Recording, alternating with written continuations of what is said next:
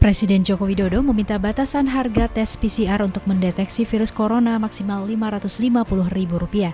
Hal tersebut disampaikan oleh Presiden Indonesia Joko Widodo melalui video seperti dipublikasi kanal resmi YouTube Sekretariat Presiden Minggu kemarin. Jokowi hasilnya bisa diketahui dalam waktu 1 hari.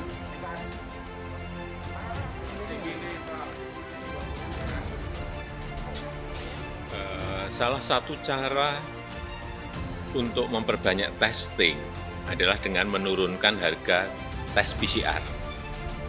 Dan saya sudah berbicara dengan Menteri Kesehatan mengenai hal ini.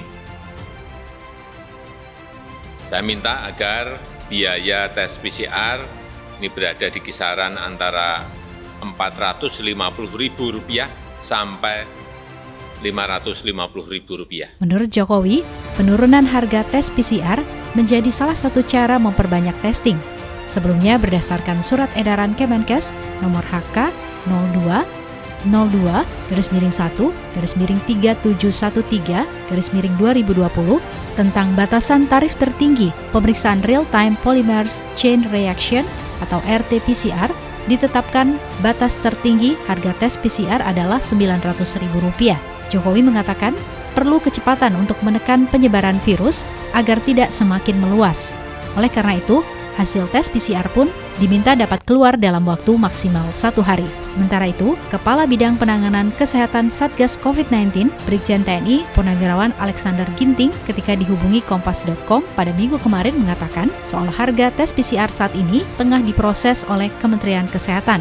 Sebelumnya, beberapa hari terakhir, ramai perbincangan soal harga tes PCR di Indonesia disebut jauh lebih mahal daripada India. Di India, seperti diberitakan India Today 4 Agustus 2021, ada penurunan harga tes PCR di negara itu. Awalnya harga tes PCR di India adalah Rp800, kemudian turun menjadi Rp500 atau setara dengan Rp96.000 berdasarkan kurs saat itu.